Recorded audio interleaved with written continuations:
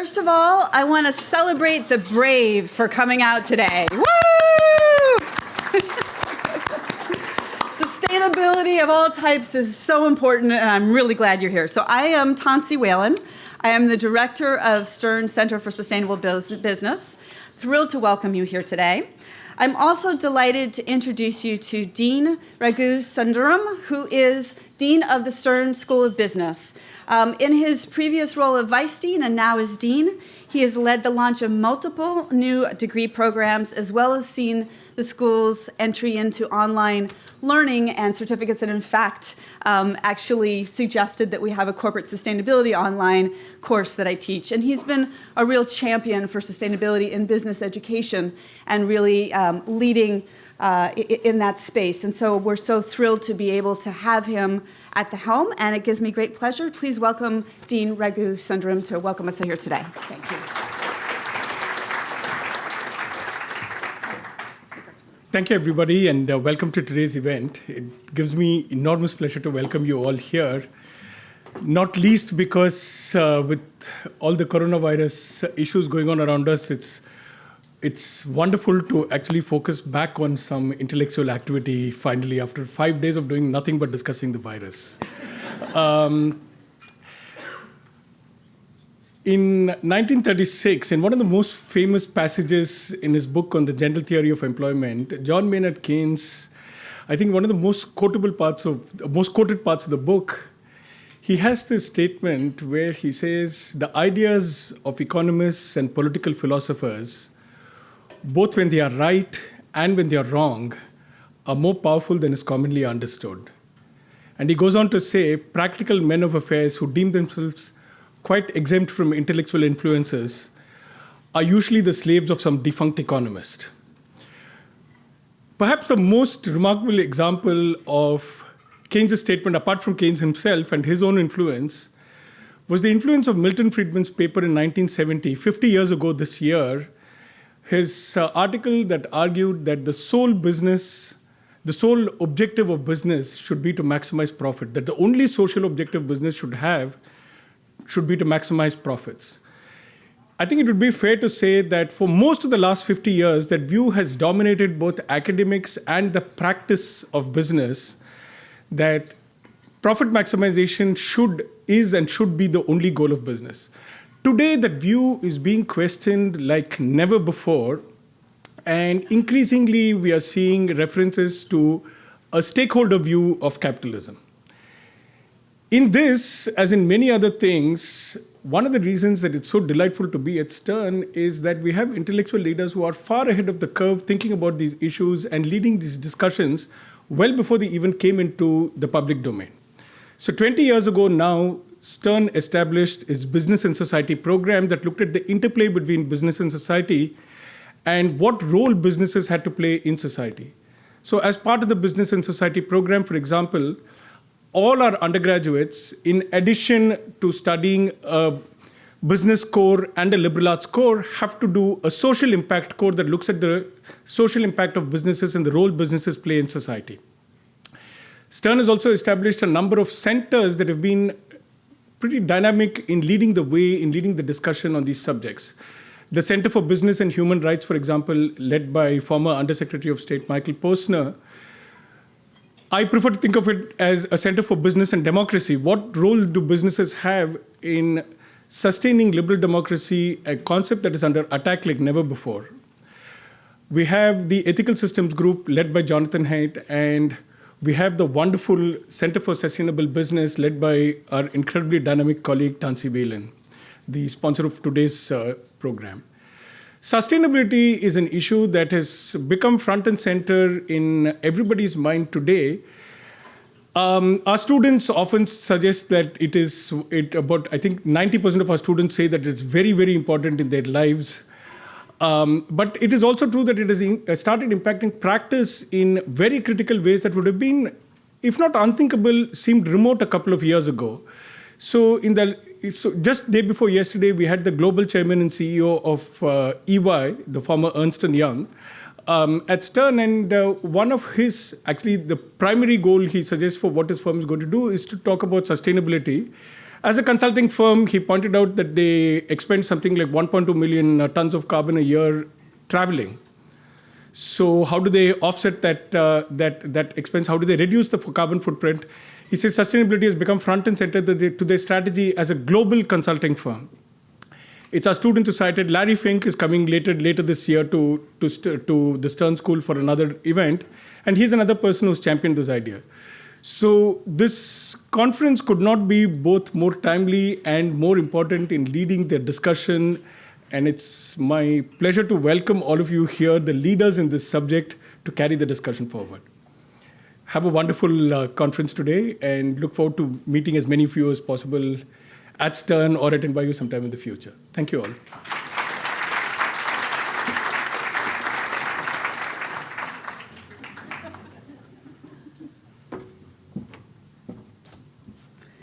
So you see why we are so lucky to have our dean here. Thank you so much, Dean Raghu. We really appreciate your championship.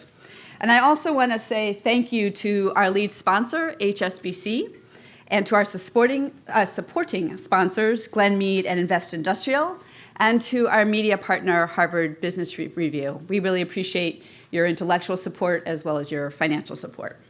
So a few housekeeping items. Please note that today's events are considered on the record, will be recorded. Media is in attendance, and we're sharing information on social media. If you want Wi-Fi or our social media handle, it's in your program. And because of this, during Q&A, we will be recording, so please raise your hand and wait until the microphone comes to you. Speaking of hands, we're suggesting a no handshake, so an elbow bump, or as one of my advisory board members said, a namaste, whatever works for you. And if you're like a mom, wash your hands, use Perel, et cetera. It's really my great pleasure to welcome you all to the third annual Practice Forum for, no big surprise, practitioners and academics to learn from each other. And as we heard from the dean, now is the moment. Some of you have been working on these issues for ages. I won't point out who is aged here, but some of you have been at it a long time. Some are new to it. But for all of us, 50 years after Milton Friedman made his famous pronouncement, it is our time. It is our time to design the next chapter of capitalism. A chapter that ensures sustainability and a focus on stakeholder value become the next wave of good management practice, delivering both financial and societal benefits. To do that, we need to better track. I forgot to change my slides. Here's what I was speaking to. Anyway, to do that, we need to better track and assess the value of sustainability and ESG for business performance, business management, and financial performance. In other words, we need to better understand the return on sustainability investment. In order to do that, we need to better track these things. Right now, we keep ESG and sustainability metrics completely separate from financial metrics. And really, we need to design methods and ways to bring those two things together. We need to analyze where financial value is being created by sustainable practices and where it's being destroyed by short-term unsustainable practices. We need to integrate ESG metrics and financial metrics together into approved accounting, reporting, and decision-making systems. And we need to develop new partnerships and mechanisms to scale up financing of sustainability. And I'm going to speak to these different areas as we are doing this and working on this with you, right? So our research begins with this premise, that if you embed sustainability in your organization, your business strategy, and practice, it will drive 9 mediating factors, such as customer loyalty, better employee relations, innovation, operational efficiency, risk mitigation, and so on. Now, good management of any type can drive those things. But what we're seeing is that sustainability and ESG is really that next wave of good management that is driving innovation, that is driving operational efficiency, that's driving societal value, and that's driving better financial performance. So our aspiration for ROSI, for the return on sustainability investment, is to help you bridge this gap between the ESG performance and the financial performance. So for corporates, we want to help you embed sustainability together with Rosie into corporate business strategy, decision-making, and accounting, with our hoped for results being better performing businesses socially, environmentally, and financially. And for investors, we want to help you use Rosie to better assess where relative value exists in corporate ESG strategies and investments, and to use it as an overlay to better understand ESG data, and as a result, improve investor decision-making and valuation practices. These are some of the companies that we've been working on with Rosie. The most recent is Cargill, where we're now going to be helping them apply Rosie to their sustainable supply chain work. But we're really excited to be working with all these different companies. So I wanted to start first with a short summary of where we are on looking at the Rosie for the sustainable fashion industry, or for the fashion industry. And basically, we're looking to figure out how to value tangible and intangible benefits accrued by sustainable investments by the apparel sector. And as you know, the apparel sector is one of the most polluting sectors in the world. It also has really significant social and labor challenges. So our goal in working with these companies, Eileen Fisher, Reformation, REI, and a national U.S. Retailer, is to estimate for each of the companies the value of the benefits that they're accruing through their sustainability strategies, but also to develop a monetization tool that will help the entire industry. And we want to thank HSBC for being the sponsor of this research work. So to give you a sense of how Rosie works, first, what we do is we talk to the C-suite leaders in the different companies in the apparel sector, and also do a lot of research, desk research on our own, and identify what are the key sustainability strategies that the industry is using. And we've done this for automotive, for retail, for pharma, et cetera. And once we've identified those strategies, then we figure out what are the practices that are being implemented on the basis of those strategies, and then what are the benefits coming from those strategies, and how do we monetize them. So looking at an illustrative subset here, one sustainable strategy is for the apparel sector is to leverage circular business models. So one particular practice is to have an apparel recycling program where you take back old clothes, you refurbish them, and resell them or recycle them. What might be some benefits that you could monetize from that? Well, you could monetize incremental store sales. So when people are coming in to return their clothes, are they buying new ones? You could look at reduced material cost of this new line that you'll have. You can look, if you're providing coupons, at improved redemption rates. You can look at, is this bringing in this new line entirely new customers that wouldn't have come otherwise? Another strategy is to improve your own office and corporate sustainability, and one sounds like a small thing, but we're finding with one company using digital samples is actually resulting in significant reduction of labor, materials, and transport costs. We're looking at substituting more sustainable materials. This is an issue that the apparel sector is really investing in heavily. And one practice, of course, is to create a new line with sustainable materials. And there we're looking at, what does that mean in terms of improved sales, lower returns, potentially free media, and also a number of customer-facing criteria, which I'm going to show you in a minute. And then also improved supply chain traceability is another area that the apparel sector is focused on. One particular sustainable practice to do that is to get third-party certification for your factory. So we're looking there at it as a risk mitigation. And how do you monetize the reduced risk, such as reduced fines, reduced loss of sales, because you don't have a negative event, which is always more challenging. But I think risk is one of the biggest areas we really need to learn how to monetize better around avoided risk for some more sustainable practices. So not to get too much into the weeds, but to give you a sense of how we monetize. We're using, so this is an example of using sustainable materials in private label products. And how do you go in and monetize them? Well, there's pretty obvious metrics. What's the differential between a sustainable product and a non-sustainable product? in terms of the cost of unit goods sold, looking at sales growth differential, looking at returns. Are people less likely to return a more sustainable product? What's the impact in terms of earned media? And then we're also looking at what kind of impact this might have on customer profitability and loyalty. Again, looking at standard metrics such as average number of store visits and customer retention rates, looking at whether you're expanding your customer base and whether your acquisition costs are reduced. These are all obvious metrics, but what we find over and over again in whatever sector that we're working in, whether it's automotive or retail or others, is that companies aren't tying these metrics that they use normally back to their sustainability investments. And so that's the key, is figuring out how do we actually begin to better tie these things together. So when a company says, yes, we're investing in sustainability in the apparel sector, here are the specific ways in which that's driving financial benefit. One final example around how you monetize leveraging circularity with the example I gave you of a practice around apparel recycling.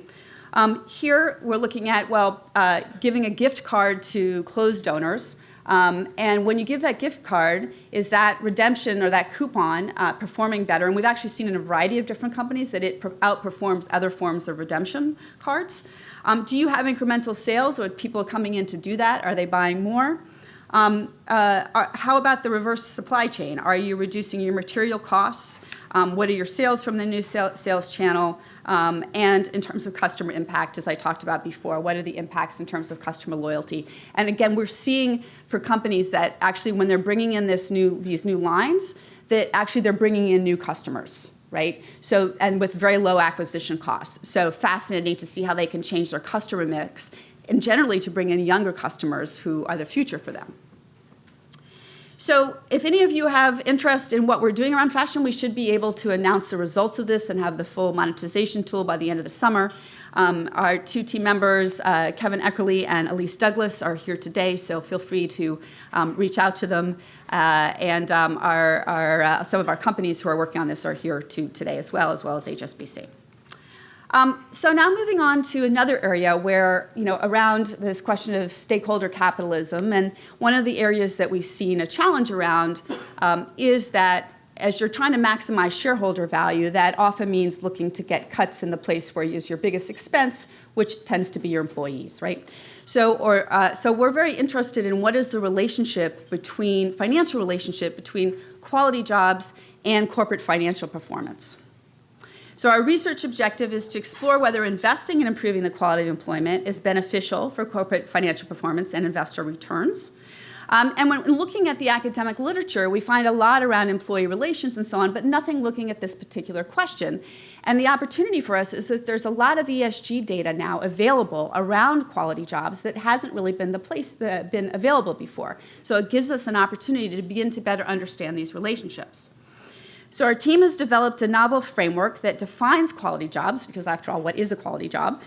Looking at three areas: security, visibility, and flexibility. And we're going to be assessing the Russell 1000 against these criteria with data provided by our partners Just Capital and Arabesque. So we thank them very much for their engagement and support. And this research is supported by Prudential and Robert Wood Johnson Foundation, who, again, we very much appreciate their support for the work. So, little challenging slide here, but just to give you a sense of how we're structuring this research. So we're, as I said, sort of defining what is a quality job. So security, does it pay a living wage, for example? Flexibility, what about work-life balance? Viability, what is the CEO pay ratio, for example? Then we're looking at control variables, such as what sector is this in, or what's the size of the company, because that's going to influence what's going to be happening with quality jobs. And other mediating variables like, is investment in R&D or customer satisfaction driving things rather than the quality jobs? So we have to control for those. And then we need to determine which financial metrics we want to work with. Is it market-based measures such as Tobin's Q, or accounting-based measures such as return on assets? We're at the very beginning of this project. It'll be another year or so before we've had the final results, but we just did an initial foray to understand, is there something here before we dive in and do all this research? And so we did an initial very quick cut of the data. And what we found is that indeed in some sectors, there is a correlation between quality jobs and return on assets. So in information technology, healthcare, communication services, for example, we see a definite correlation. Again, this is a very preliminary analysis, and we'll have much more fine-level detail as we move on. But we think this is will be an important contribution to the discussion around stakeholder capitalism and where you should be making your investments. So any suggestions, comments? Our leads on this are Tracy Van Holt and Ulrich Atz, who are also here today, and glad to talk to you. We will have a second phase, we hope, of this research where we'll be working with individual companies after we understand this better. So any of you interested in that, please reach out to them. They're standing over there by the door. And then the final initiative I wanted to share with you is the one related to the third research objective, which is around how do we scale up investment in sustainability. We have every day a new $100 billion announcement of investment in sustainability, which is yay, terrific. But then we keep hearing, yes, but we have all these initiatives and the finances and making their way to those interesting sustainability initiatives. We have developed an initiative, first multi-stakeholder initiative aimed at really working together with private sector, community organizations, government, to identify investable opportunities in the SDGs, and in this case, we're focusing on New York City, to help create a more sustainable, inclusive, and resilient New York City, here where NYU has its home. We're working, as I said, with different sectors to facilitate and identify financing of a concrete investable projects. We plan to, with that, if they were easy to have been done, they would have been done already. So identify what the barriers are and work with government and finance mechanisms to fix that. We also aim to create a roadmap for other cities and globally, and that we're working with the United Nations to help get the message out of what we learned in the process. This is a one-year, this project will end next January. We want to thank both our supporters, donors, and participants in our steering committee, Goldman Sachs, PepsiCo, Sims Recycling, New York Community Trust, Con Edison, Mayor Bill de Blasio, whom we met with personally, has endorsed the project, and we have the Office of Sustainability and the Economic Development Corporation engaged, and the United Nations. So really exciting project. Give you a sense of where we're focusing. We organized the Sustainable Development Goals into buckets that make sense for sustainable city focus. So we're focused on sustainable mobility, the built environment, waste, renewable energy, food and health, and climate resiliency. And just to give you a sense, we're talking to people about what kinds of projects might be a good opportunity for really scaling up financing to move these forward. And as you may know, in the city, the mayor has, and the city council passed Local Law 97, which is requiring that half of New York City's housing be energy retrofitted to meet the greenhouse gas emission reduction goals of the city. So there'll need to be massive financing to make that happen, and there's some challenges with current models, so how do we unlock that? Waste, we need better infrastructure for reclaiming organic waste, which makes up 40% of New York City's waste stream. The technology is there, anaerobic digesters, new composting technology. How do we actually get investment into those sectors? Climate resiliency, we're looking at early warning systems around non-coastal flooding, because a lot of flooding happens inland, as well as heat emergencies in New York City, and how do we give people the heads up and what kind of technology is available? Renewable energy, this is actually one of my favorite. I think geothermal is so cool. Like looking at how do we get geothermal in affordable housing, right? Which means you would have zero energy costs. Develop fast charging infrastructure for broad EV adoption. We've seen some of the challenges in some of the other cities around the country. How do we actually bring that here and make that work? And deploying agriculture technology in New York City to grow food for close and for food insecure communities here in New York City. So just some examples of the kinds of projects. We'll be pulling together multi-stakeholder groups to analyze this, come up with about 10 to 12 investable projects that people have agreed to really work on and move forward by the beginning of next year. And again, Mariana Koval, who is here, is running that project and would be delighted to talk to anybody about this. And then finally, I would like to say, as always, we want to support our students, some of whom are here today. So we have a lot of corporate partnerships to provide students with fellowships and internships, experiential learning opportunities, jobs, those important things. And so we're always eager to work with you to give you access to our brilliant and committed students here at Stern. With that, let me just move on to say we've got an exciting agenda for you today. I'm not going to go through it because it's in your pamphlet. One point that I'd like to acknowledge or point out for you is that in the afternoon, we have rosy breakout sessions from 2 to 3:45.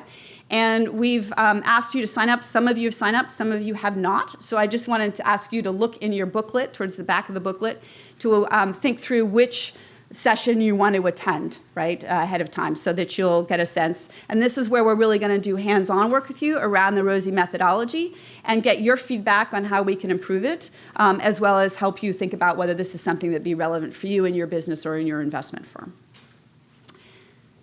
Thank you. I did that all pretty quickly. So thank you very much for your attention and for coming here today. You can clap.